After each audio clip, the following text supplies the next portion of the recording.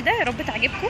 كل اللي محتاجين نعمله ان احنا نفرق شعرنا من النص من قدام، ونجيب خصله صغيره من على اليمين وخصله زيها من على الشمال، ونفرق اللي على الشمال لخصلتين صغيرين زي ما انتم شايفين كده.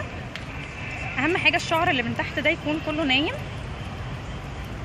ومهم جدا في التسريحه دي ان هي يبان فيها انها انسيابيه، يعني ما نشدش شعرنا جامد. هنضفر عادي، اليمين في الشمال والشمال في النص، ضفيره عاديه جدا. كمان خصله كده. احنا بدأنا الضفيره العاديه بتاعتنا. نبتدي ناخد خصل صغيره جدا من الجنب ونضيفها للجزء اليمين،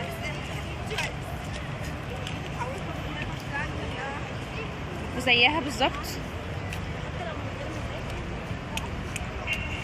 نجيب من الشمال خصله صغيره جدا برضو ونضيف للجزء الشمال ونضفر عادي. فكره التسريحه دي اساسا في انه يكون شعرنا سايب، ما يكونش احنا بنشد شعرنا بشكل جامد. هنكمل على نفس النمط، خصل صغيره نضيفها للجزء اليمين ونضفر.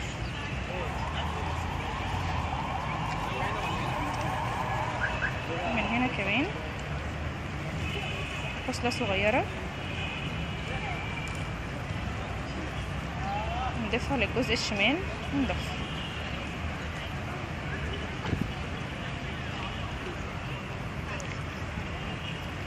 سهله جدا انك تعمليها لنفسك وهتليق على اي شعر سواء طويل او قصير، بس اهم حاجه ما تكونش ايديكي بتشد شعرك بشكل جامد.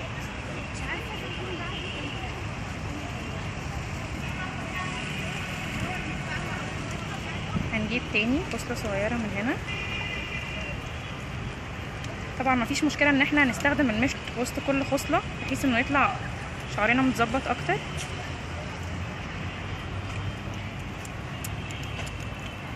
قرارات حلوه.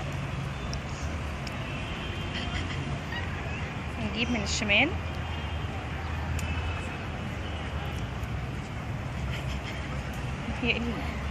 ممكن نكمل على كده وهنبقى الشعر كله ملموم بالشكل ده زي ما انتم شايفين، او ممكن ان احنا نكمل الجزء ده كده ضفيره عاديه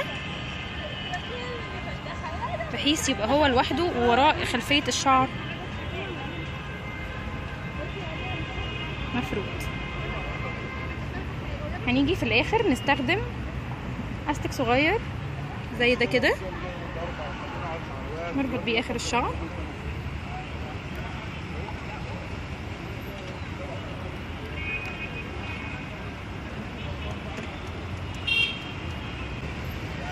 مفيش مانع ان احنا نظبط الضفيره كده بايدينا.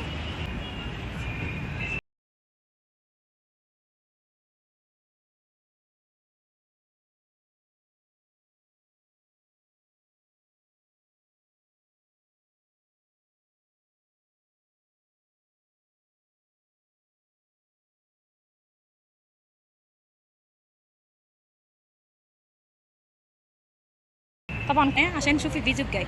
باي باي يا بنات.